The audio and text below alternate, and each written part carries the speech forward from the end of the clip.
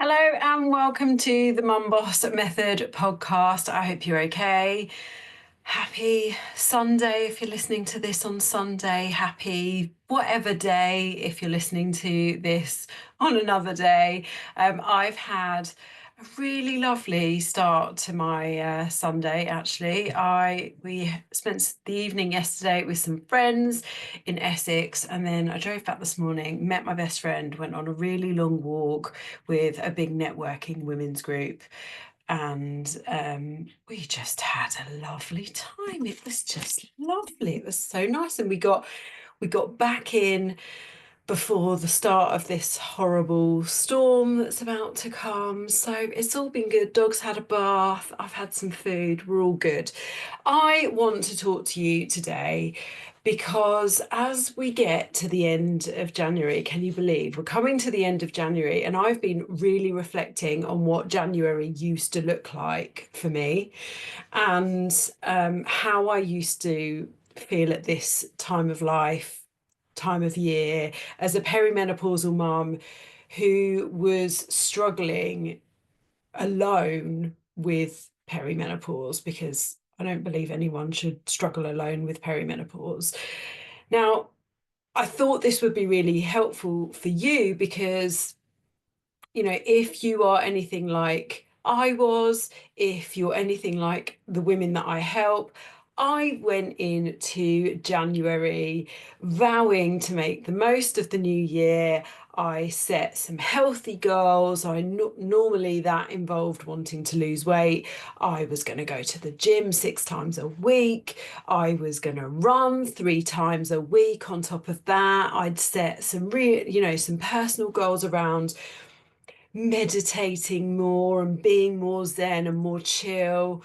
I definitely attempted dry Jan a few times, but seeing as my bestie's birthday is towards the end of Jan, that only lasted for the first 3 weeks normally. And, then going in to the end of Jan and thinking about, oh my God, like we've done a month of the year already. And the reality did not hold up to all of the things that I'd set myself, those bold resolutions, those extreme diet plans, those punishing workout routines. By week 3, I was normally completely burnt out. Anyone resonate with that? Feeling completely burnt out 3 weeks into January and knowing you've got ages until the next half term or holiday or whatever it is.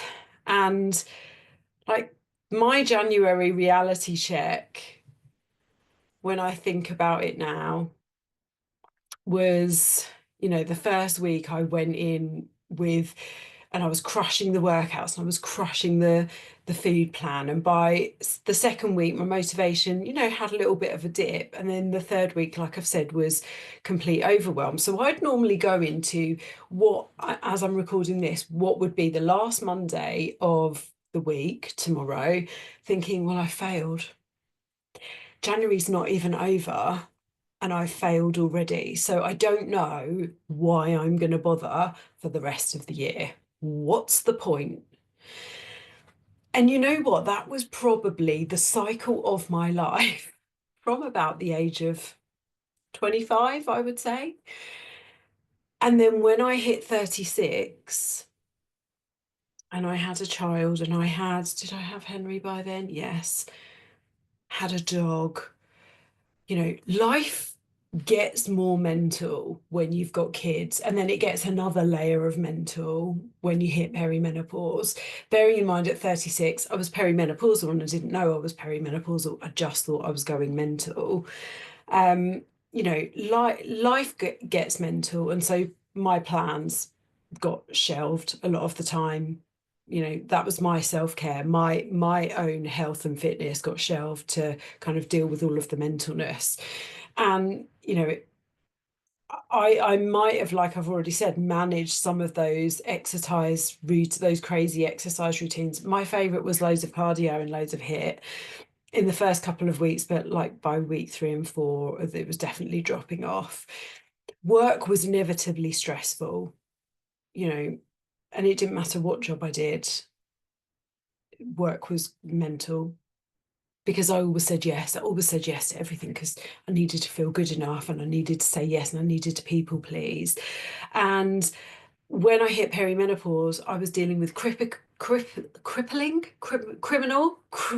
anxiety. I felt completely like I'd lost myself. I was snappy, I was unhappy, my confidence was on the floor. And, you know, looking back, I always felt like January was the worst time for feeling like that as well. Normally, because you add together the perimenopause symptoms that no one talks about and that I didn't even know I was having, add to that the feeling of failure in January already because I'd gone in so hard and so unrealistically. It just felt like this melting pot of I am a failure, I am no good, what the hell am I doing? Why am I even bothering trying? Because if I can't even make it 4 weeks through January, how the hell am I going to make it through the next 12 months? I may as well give up on it now. And I know you struggle with the same things, and they might not like show up exactly the same, but you know, it's about finding time in your chaotic life. It's knowing exactly what to do, okay? Because you've got information overload from social media and you can't pick up a Grazia or a Heat magazine without, you know, someone else telling you the right way of doing things.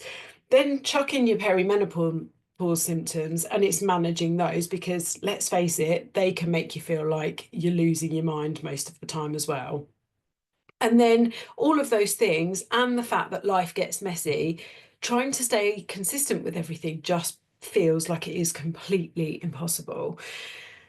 And I know, and I've been there, and the women that I work with now have been there and they know. And sometimes it still rears its ugly head and feels a bit like that. But I've got 3 game-changing strategies that I want to talk about today, that when I really analysed my past Januaries before I made these changes in my life, it boils down to these 3 things. And when I think about my clients and how I help them, it boils down to these 3 things being the most helpful things. So I want to give you these strategies, right? I'm going to give you the overview. Number 1, strategy 1 is simplify and structure. Okay, applying simplicity and structure. Number 2 is about prioritizing sustainable habits. Okay, and I really want to emphasize the word prioritizing, and I'll give you some examples of that. And then number 3 is destroying that all or nothing mindset, because that is holding you back. And if you're listening to this, I want you to hang around until the end, because I'm going to talk you through all of these and give you examples that I know you are going to find so useful in your life, and you're going to be able to apply them to help you in your life. And I'm going to give you, you know, stories of where my clients are doing that. So let's go through the 3 strategies. Like I said, number 1 is simplifying structure. Okay, and this is about eliminating unnecessary activities, because we all do that. We all have activities in our lives that we really don't need to do. It's about creating predictable routines that work for you in your lifestyle, that fit in with family life and work life and what you want socially as well. It comes down to even things like delegating household tasks, because you're not the only person that can do things in the house. And for me specifically, and so many of my clients, this often comes down to designing realistic schedules within your life. And so much of it, for me, and I bet for you as well, if you really think about it, is about getting enough sleep, getting enough rest, because you do, and you think you need to do more, and actually you don't need to do more. Often it's about simplifying and creating structure and getting rid of things. Okay, so let me talk you through this first one, this simplifying structure, and giving you some real examples. Okay, so like I said, this is about adding structure and routine to your life and thinking really objectively, where are you spending time? What are you spending time on that you don't need to be spending that time on? So where and what are you doing that you don't need to be doing, or that's taking you too long, or is actually a waste of your time? Okay. For me, if I think back to 8 years ago when I started this journey, like doing a ton of cardio and HIIT workouts was like crazy. I wasn't seeing the results that I wanted to, and I was actually exhausting myself. And then things like, I've talked about this in other podcasts as well, but things like cleaning, things like doing the cleaning. Now, look, I've been having building work for nearly 4 weeks, so the cleaners haven't been able to come, but I'm not going to leave my house like an absolute pigsty, but I delegate cleaning. I delegate things to Tom and to Charlie to help me so that I don't have to do them, to do everything. So creating that routine and that structure within your life and bringing in other people to help you where you can. Now, listen, 8 years down the line, that's still being refined. That's still, my morning routine changed even just last week. The structure of some of the things I do change, and they evolve because they need to. But having this structure, this routine, this simplicity in place has absolutely undoubtedly helped me to reach my goals physically, where I want to be in my body, where I want to be in my mindset, but also to manage my perimenopause symptoms, optimize my health, optimize my energy, be in the best possible position that I can be in so that I can cope with life when it throws all of the curveballs. I really realized that I didn't have routines that served me, you know, so like like I've said about the exercise and stuff, I was doing hours of cardio and then I did a lot of HIIT workouts. So instead of doing that, I implemented doing more strength workouts and then having cardio in there as a nice to do if I had it, and focusing on getting my steps with the dog. My sleep was all over the place. And if you've been listening to me for a while, that sleep is something that I do often struggle with. But it's my bedtime routine was non-existent, and I'm so protective of that bedtime routine now.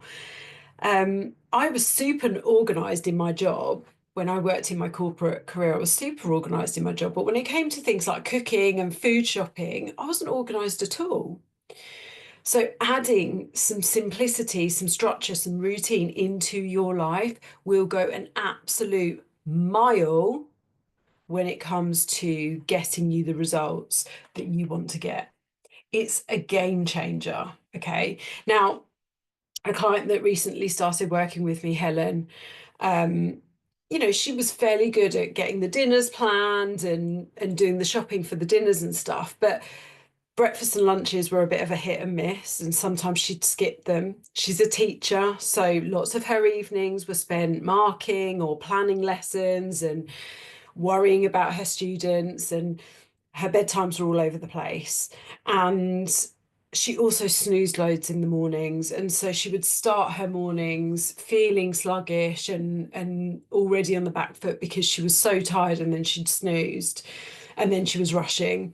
So we added in some simplicity and some structure. So the simplicity came, well, the structure first came in the form of planning all of her meals, breakfast, lunches, and dinners. The simplicity became making some of those repeatable, so that breakfasts were the same most days, lunches were the same most days. Okay. And then adding in a really simple 15-minute bedtime routine.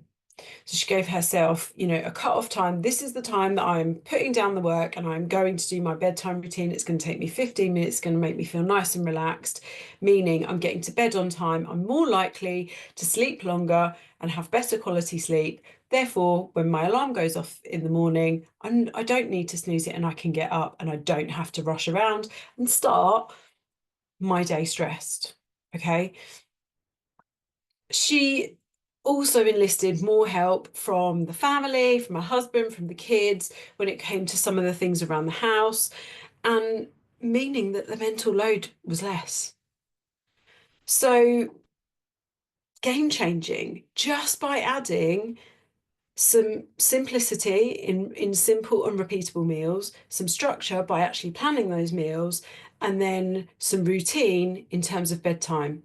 And that only taking an extra 15 minutes, well, not an extra, but it taking her 15 minutes doesn't have to be some hour and a half long routine where you are bathing in rose water and meditating for 45 minutes. It was a simple 15-minute wind down routine, lights off by 10:15, meaning she got more sleep, she had more energy, and actually everything then took less time. So she was gaining time, the thing that you are so short of. You can gain time by simplifying and creating routine and structure in your life. Strip it back to basics. Stop doing the things that you don't need to do. It's a waste of your time. They're not getting you where you want to be. They don't serve you. They don't serve your family. So stop doing them. Okay, so that's strategy one. Strategy number two is about prioritizing sustainable habits. Okay, so focus on one or two meaningful changes, build them slowly, build in the consistency. So, my example was around my workouts. I'd gone in to doing an absolute ton of workouts.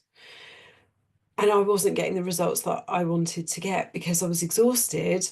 Therefore, I was eating more because I was tired, but also I'd get, halfway through the week, I'd be exhausted. And so I wasn't actually putting 100% effort into my workouts anyway. And it's a bit of a never-ending cycle. So actually, what I want you to do is prioritize the habits that are going to make the biggest impact on your life and you getting to your goals.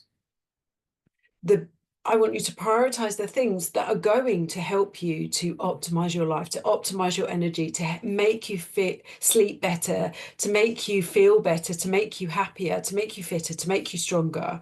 They're the things I want you to prioritize.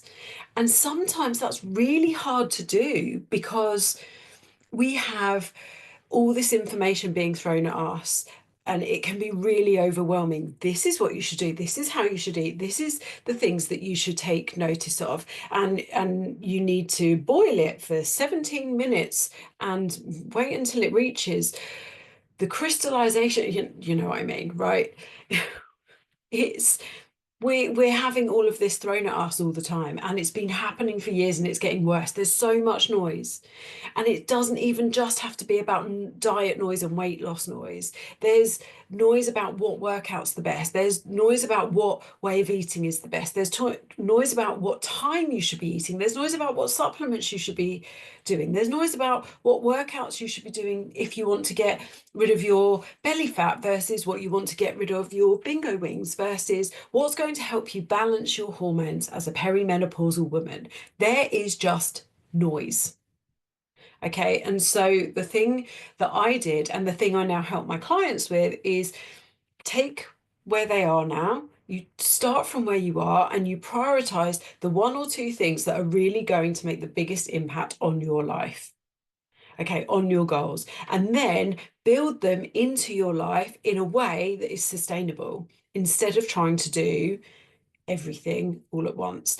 The result for me was that I was less overwhelmed with all the things I thought I should be doing, and I actually saw results.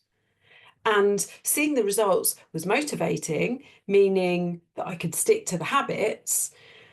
But I could also stick to them because I was building them slowly into my life so that they were sustainable, so that they were easy to stick to, so that I saw more results. It was mind blowing, like absolutely mind blowing.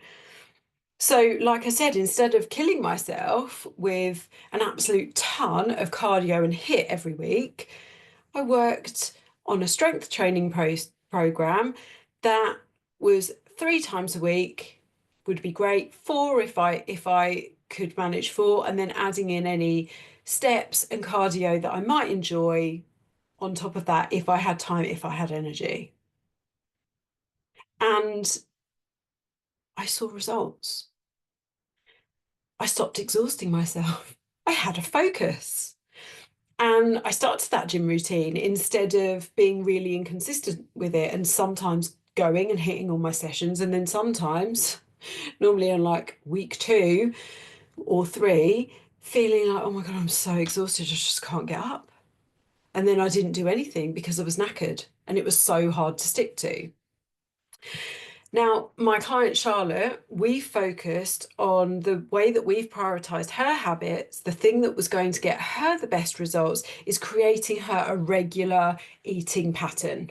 Because previous to working with me, she'd often skip breakfast. Well, she hadn't eaten breakfast in over 10 years. Then she'd often skip lunch because, again, another teacher, and she was often busy at lunch times, or she hadn't prepared herself anything, or she didn't like what was on in the school canteen. And then what would happen is she'd overeat in the evenings.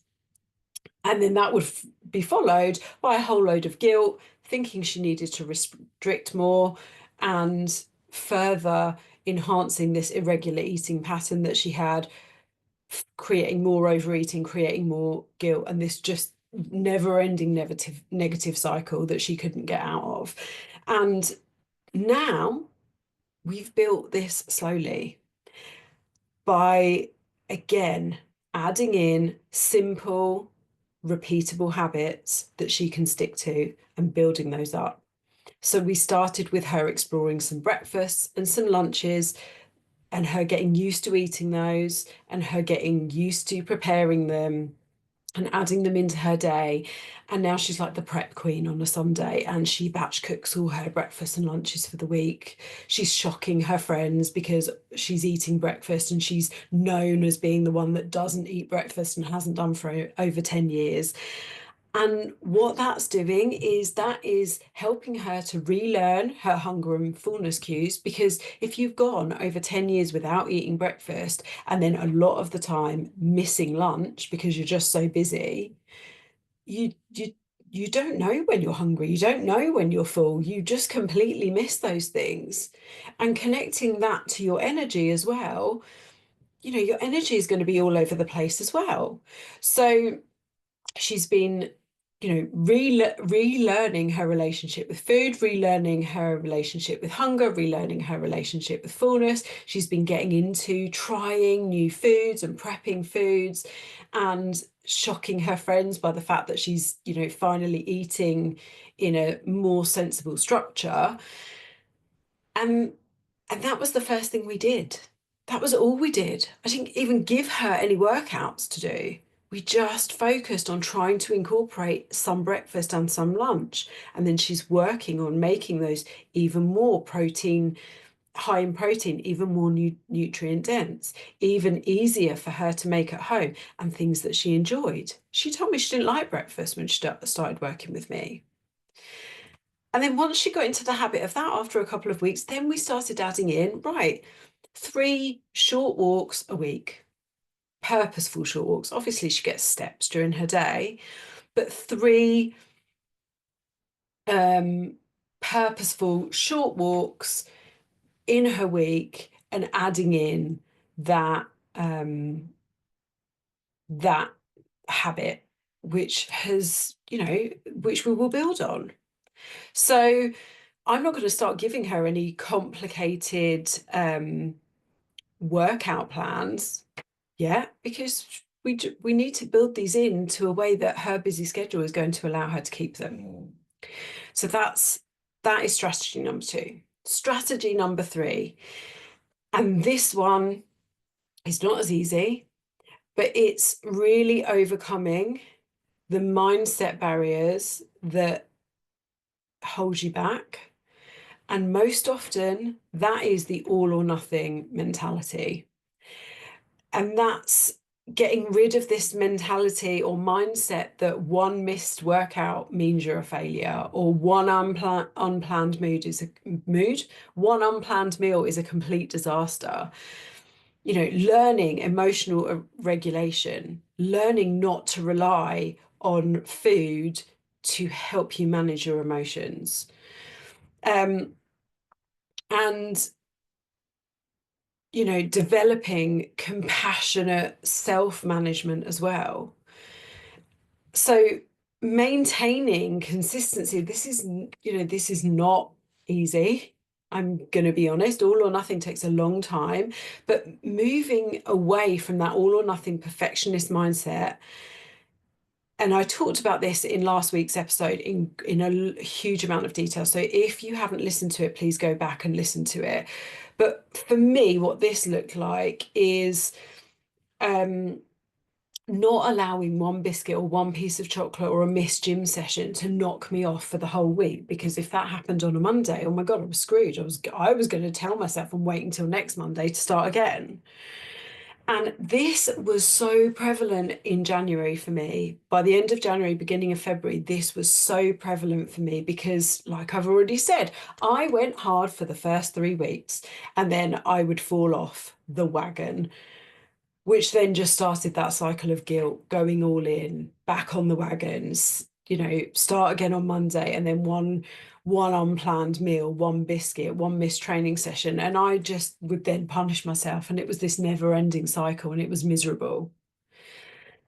When I learned to draw a line under these instances, I started noticing that even though it felt like this new approach felt slower, it was actually quicker, because I'd actually stick to it rather than getting to Wednesday or Thursday and saying, oh, I've got to start again on Monday. Because I was actually maintaining consistency, you know, 80 to 90% of my week. So I was actually going slower, but going quicker. It was mental. And it meant that I started noticing that when stress pushed me towards food, which I bet you resonate with, oh, I've had a rubbish day, chocolate, crisps, wine, cake. I started learning other ways to manage it, because let's be real, life is stressful. There's no one in this world that doesn't have a stressful life. And so if you know that you're not denying yourselves the chocolate, the wine, the cake, the crisps, but that you don't need to, you know, to have it all the time, and you're not in that all or nothing mindset, you naturally start finding other ways to get you through those stressful situations, and you start looking for them. Life throws so much at us all the time. It's not possible to be 100% perfect. There's no such thing. But it's also not possible if you've got health goals. And by the way, they don't have to be weight loss goals. If you want to be fitter, stronger, happier, more confident, then it's impossible to always use food or drink as your way of coping with what life throws at you. You can't have both. Okay. Now, for my client Katie, this has been something we've been working on a lot. Katie is very social. She owns a business, which can often be extremely stressful, and she has lots of outside commitments, like things like PTA. Her children have lots and lots of activities that they do. She's busy. She struggles with time. She also struggles with two things that you might resonate with connected to this: emotional eating. So, like I've said, managing your emotions using food or alcohol. So she struggles with the emotional eating, but she also struggles with that perfectionist all or nothing mindset. And so for her, we've really been working on her noticing what makes her want to emotionally eat? What are the triggers? What are the stresses? What are the situations? What are the things that are going to make it worse? And where she's used food in the past to cope and finding with other ways of doing it. And then when it comes to the perfectionist all or nothing mindset, we've been really working on her not banning herself from her favorite is chocolate, but not banning herself from chocolate or going out or seeing a meal out as her ruining her progress, and allowing herself to have those things in her life and building the rest of her plan around those things that are present and exist in her life without compromising on the time that she is already short on because she's so busy. And this is exactly why I encourage you to think about what are the mindset blocks that hold you back, and how can you think differently about them. Now, the things I've talked to you about, you can absolutely implement yourself. Okay, you can. You can implement them yourselves. I give lots and lots of free information in my content on the podcast about how you can do these things. You can absolutely go through your life and try and simplify, add routine and structure. You can then prioritize the habits that are going to get you the results that you want and build them in slowly. And you can destroy that all or nothing perfectionist mindset and the other mindset blockers that are stopping you from getting where you want to be. But because this can be really overwhelming, that's exactly why I do what I do. And that's exactly why the women that work with me come to work with me, because actually it can be really hard to see your own life objectively. I bet you're sitting there thinking, oh, that's great, Chrissy, but actually, my life is like this, and I don't see how I can take anything out of it or delegate anything or make it more simple and add in any more structure because it's complicated and it's messy and I just have no time. Like, there's no time. I don't have time. You don't understand, Chrissy. I don't have time. Let me tell you, there is always something you can do. There is always something, a slice of time you can find somewhere in your week, always. But it's hard to see that objectively when you are already inside your own life. And that's the benefit of having a coach. And then when it comes to strategy too, and prioritizing the habits that are going to get you to your goals, because, I could talk to you about 10 habits. I could talk to you about 20 habits that are going to help you. But we know, and if you've been listening to me for a while, that if you try and implement all 20 in one go, you're not going to be able to sustain them. That's not possible. But because you've got all this noise, it's really hard to know exactly what habits apply most to you and your goals. And that's the benefit of having me in your life, because I can look at your goals, I can look at where you are now, I can look at the habits you already have in place, and I can help you to determine which are the ones we need to work on, because they're the ones that are going to give you the biggest bang for your buck. Okay.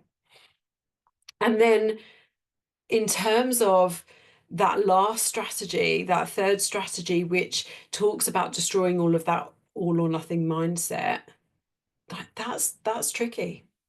And that takes a while, and that takes strategies, and that takes practice, and that takes reminding and talking through. And that's exactly what I'm here to help you with. None of my clients are 100% perfect, because it's impossible to be. Do they struggle with that? Yes.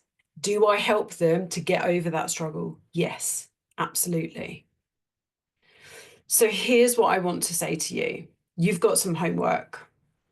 I want you to identify one small habit that you can implement this week. One small habit, one little change that you can make this week that's going to take you a step closer to your goals, to make you 1% better.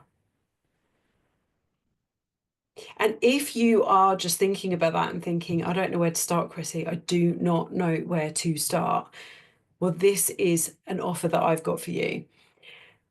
If you want my help to transform your health, your fitness, your midlife journey, and let's not forget the huge link that there is here to your perimenopause symptoms, which absolutely throw this layer of complication into all of this. Because if you're anything like me, Friday, let me tell you, Friday, I think I felt about 5 million emotions in the space of 6 hours. If you're ready to do that and you want my help to make that change, the Last Diet Club doors are open now. And we are starting on the 3rd of February, Monday, the 3rd of February, is my next intake to the Last Diet Club. I'm going to help you to optimize your energy, to build sustainable, healthy habits, to manage your perimenopause symptoms. Yes, your lifestyle can help you to manage your perimenopause symptoms, to reclaim your confidence, to feel amazing. If your goals are to lose weight, I can help you to lose weight. If they're just to be fitter, stronger, healthier, happier, I can do that too. I can help you to do that too. So early bird spaces are open now. There is a limited number of early bird spaces. Check out the link in the show notes if you would like to find out more about the Last Diet Club. Like I say, we're starting on Monday, the 3rd of January. January? No, we're not. We're starting on Monday, the 3rd of February. Doors are closing on Sunday night. I would love to have you. I only have limited spaces on this program. Check out the link in the show notes. We will absolutely help you to get where you want to be without the overwhelm, without feeling like you have to add another 4 hours into your day that you just don't know where they're going to come from. And we will do this in a sustainable way that means that you don't have to follow the ridiculous influencer programs, unsustainable diet plans and workout routines, and listen to all of that noise, because we're gonna clear that up for you. So check the link in the show notes. If you love this episode, give it a rating, share it on your social media, let more women know that they can get this advice absolutely free if they want to. And yeah, have an awesome week, because you deserve to have an awesome week. Love you lots. Bye.